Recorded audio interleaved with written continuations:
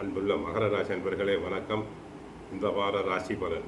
மகர ராசி அன்பர்களுக்கு 2ஆம் இடமாகிய தன குடும்ப வாக்குஸ்தானத்தில் ராகு இருக்கிறார். 3இல் சனி வக்கிரம், 6ஆம் இடத்தில் செவ்வாய், 7இல் குரு, 8ஆம் இடத்தில் சூரியன், புதன், கேது, 9இல் சுக்கிரன் நீச்சம் அடைந்திருக்கிறார். ஆக மகர ராசிக்காரர்களுக்கு செவ்வாய் 6ஆம் இடத்தில் இருப்பதால் சற்று நன்மைகள் அதிகரிக்கும். சகோதர ஒற்றுமை ஓங்கும். விவசாயம் செய்வோருக்கு நல்ல விளைச்சல் இருக்கும், வருமானங்கள் பெருகும். வீடு கட்ட ஆசைப்படுபவர்கள் தாராளமாக கட்டலாம். வீடு, மனை போன்றவை வாங்கி போடுவதற்கான வாய்ப்புகள் தங்களுக்கு உண்டு.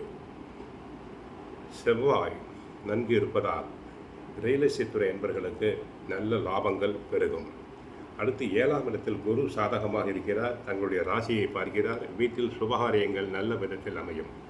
பெண்களுக்கு குழந்தை பாக்கியம் போன்றவை அமைவதற்கான வாய்ப்புகள் உண்டு.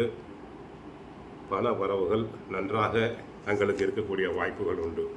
பிறர் கொடுத்த வாக்குறுதிகளை எளிதாக நிறைவேற்றுவீர்கள். தொழில் வியாபாரத்தில் உங்களுக்கு லாபங்கள் பெருகும். ஏற்றுமதி இறக்குமதி தொழில் நண்பர்களுக்கு லாபங்கள் பெருகும். வாங்கிய கடன்களை படிப்படியாக அடைக்கக்கூடிய வாய்ப்புகள் தங்களுக்கு உண்டு. மாணவர்கள் நன்றாக படிப்பர், நல்ல மதிப்பெண்களை பெறுவர். போட்டித் தேர்வில் கலந்து கொண்டு வெற்றி பெறலாம். சிலர் உயர்கல்விக்காக வெளிநாடுகள், வெளி மாநிலங்களுக்கு சென்று வர வாய்ப்புகள் தங்களுக்கு உண்டு. 2இல் ராகு இருப்பதாலும், 8இல் சூரியன், புதன், கேது இருப்பதாலும், ராசிநாதன் சனி வக்கரத்தில் இருப்பதாலும் உடல் ஆரோக்கியத்தில் மட்டும் நன்கு கவனம் செலுத்துங்கள். பிபி பேஷண்ட், சுகர் பேஷண்ட்ஸ் போன்றோர் உடல் நலனில் கவனமாக இருத்தல் வேண்டும். உணவு பழக்கங்களை கட்டுப்படுத்திக் கொள்ள வேண்டும். வெளி இடங்களில் உணவு உண்பதை தவிர்த்தல் வேண்டும். 4ஆம் இடத்தில் செவ்வாய் 6ஆம் இடத்தில் இருப்பதால் சிலருக்கு இட மாற்றங்கள் உண்டாகக்கூடிய வாய்ப்பு உண்டு. குடும்பத்தில் 3ஆம் நபர்களின் தலையீடுகளை அறவே தவிர்த்தல் வேண்டும்.